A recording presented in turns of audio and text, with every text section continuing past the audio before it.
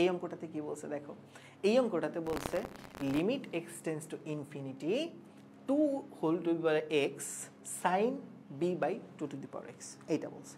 ঠিক আছে, মনোযোগ দিয়ে দেখো, হ্যাঁ মনোযোগ দিয়ে দেখো পিচ্চিরে আমার, খেয়াল করে দেখো। এখন এখানে তো গুণ আছে, এতক্ষণ পর্যন্ত যতগুলো করাইলাম সেখানে ভাগ ছিল, বাট আনফর্চুনেট ব্যাপার হচ্ছে এখানে গুণ আছে। দেখো কি করে ফেলা যায়। ভাইয়া তুমি আমাকে একটা কথা বলো, এখানে এই যে এক্স টেন্স টু ইনফিনিটি আছে, একটু মনোযোগ দিয়ে দেখো তাইলে হবে। আমার তো এক্স টেন্স টু জিরো বানাইতে হবে, আমার বানাইতে হবে কি এক্স টেন্স টু জিরো না? তাহলে দেখো আমার আছে কি x tends to infinity.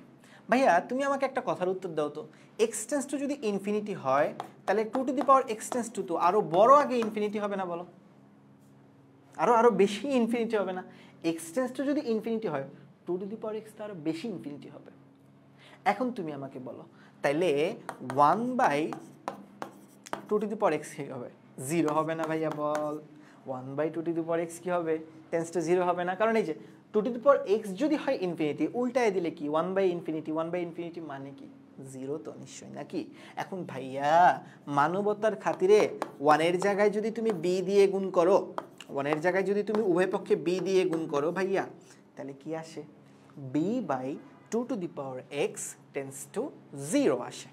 Point to be noted, b/2 to the power x tends to কি আসে? 0 আসে।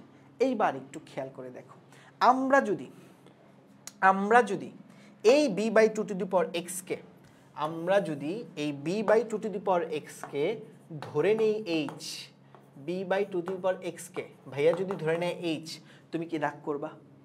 b/2 টু দি পাওয়ার এক্সকে ভাইয়া যদি h ধরে নেয় তুমি কি রাগ করবা? রাগের কিছু নাই ভাইয়া। এবং এখান থেকে খুব সুন্দর মতো লেখা যায় যে b/h হবে হচ্ছে 2 to the power x, b/h কি হবে? 2 টু দি পাওয়ার এক্স। এবং ভাইয়া তুমি যেহেতু b/2 to the power x সমান সমান h ধরছো, তাহলে এইখানে এই b/2 to the power X এর পরিবর্তে ভাইয়া যদি h লিখে তুমি কি রাগ করবা বলো দেখি? রাগের তো নিশ্চয়ই কিছু নাই। এই জিনিসটা আমাদের একটু মনে রাখতে হবে এই অঙ্কটার জন্য, এই প্রসেসটা যে ভাইয়া এখানে h টেন্স টু 0 বানাইতে হবে। এটা তো বুঝাই যায় তাই না রে পিচ্ছিরা আমার?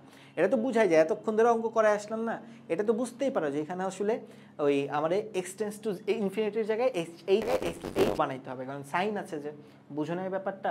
সাইনের ফর্মুলাগুলোতে তো h টেন্স টু 0, ঠিক বলছি না ভাইয়া বল? এখন পোলা পাইন চল ম্যাথে চলে যাই। তাহলে ম্যাথে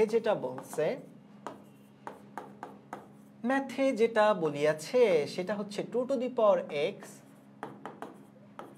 sign B by 2 to the power X, এই জিনিসটা থেকে limit x tends to infinity, sorry এই limit x tends to infinity, এইটার পরিবর্তে ভাইয়া লিখবে h টেন্স টু 0, আর 2 টু দি পাওয়ার এক্স এর জায়গায় ভাইয়া লিখবে b/h, সবগুলোকে আমরা হচ্ছে কি রিপ্লেস করে দিব। আর sine b/2 to the power X এর জায়গায় ভাইয়া লিখবে সাইন h। এখন তুমি আমারে বলো ভাইয়া, তুমি আমারে বলে ফেলো এই জিনিসটাতে কি আমি এইভাবে লিখতে পারি b ইন্টু সাইন h/h?